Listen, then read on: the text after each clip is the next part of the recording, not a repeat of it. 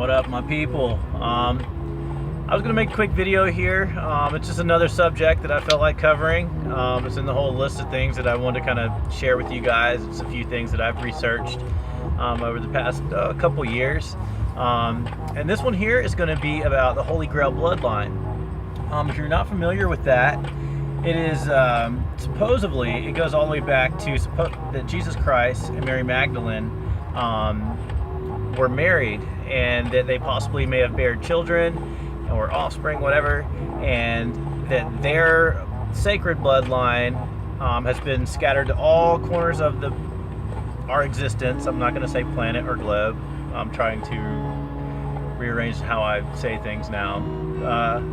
Just kind of break down some of the coding, or the whatever you want to call it, brainwashing, get rid of some of that. So anyway, their bloodline was spread to all corners of the planet, and this is how the story goes. This is just a theory. This is not something that I've subscribed to. It's not something that I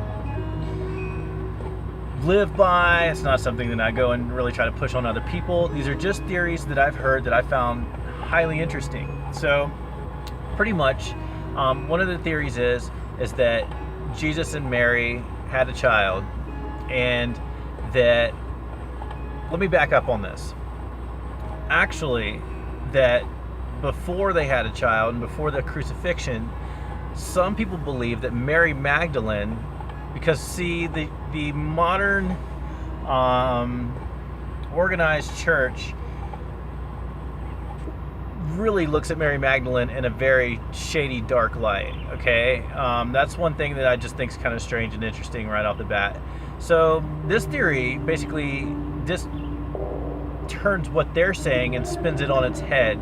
They're saying this other theory about Mary Magdalene is that she was possibly the head prophet. She was the head teacher of all the other prophets, and she was teaching an alternative religion in regards to Judaism back in the day. And so women weren't allowed to be rabbis or to teach religion in those times. It was highly illegal.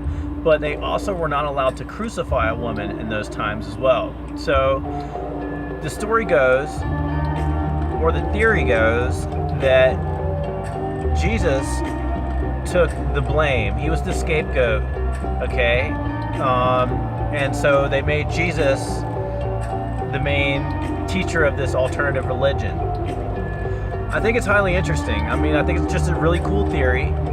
It's not something I can prove or disprove, but I think it's really interesting. The more you look into it, it kind of makes a little more sense. Anytime, how am I trying to say this? I'm very careful about following the majority.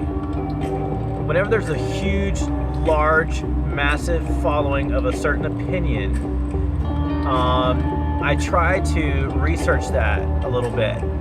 And then I also try to see it from the other person's perspective and from the other person's side. So I could see, and also, I mean, some people say that Mary Magdalene taught a lot about the divine feminine and the feminine presence in our existence, and how we can't live without women, obviously, and we can't live without women or females able to give birth and to breathe life into the rest of the world in our existence. So we need both, you know what I mean? And I think that it's such a male-dominated world in regards to religion.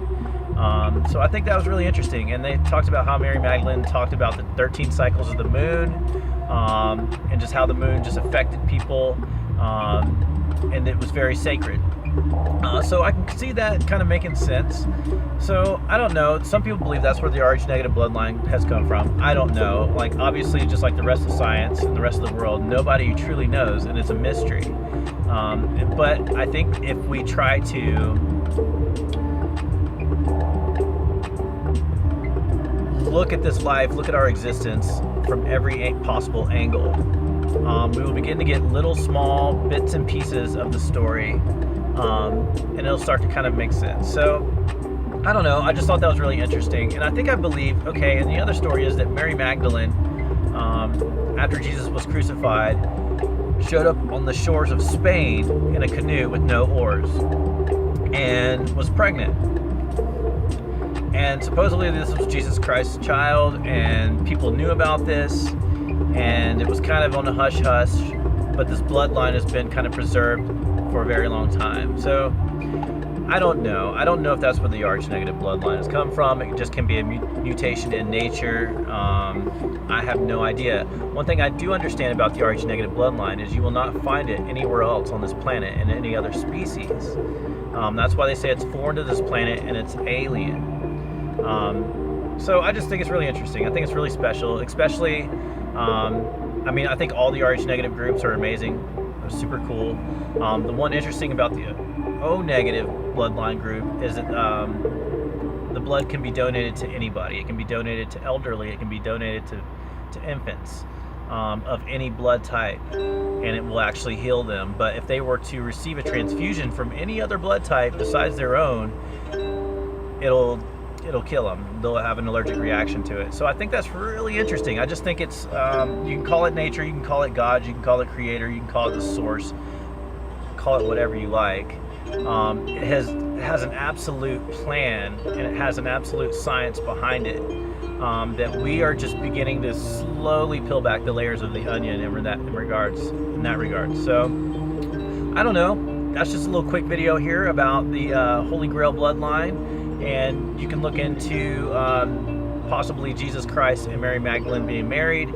One thing I would have to say is I don't know if she was a prostitute. It just sounds like it's a crazy label to put on somebody who might have been spreading sacred knowledge back in the day, and wasn't allowed to, because like I said, it was a male-dominated religion, or the world religions at that time. So I don't know. Look into it. Feel free to drop something down in the comments here in that regard.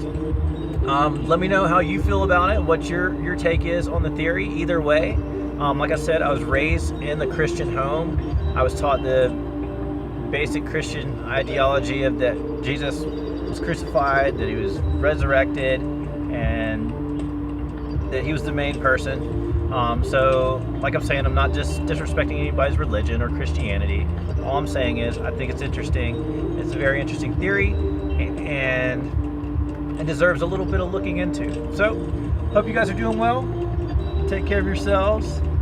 Take care of each other. And until the next video, laters.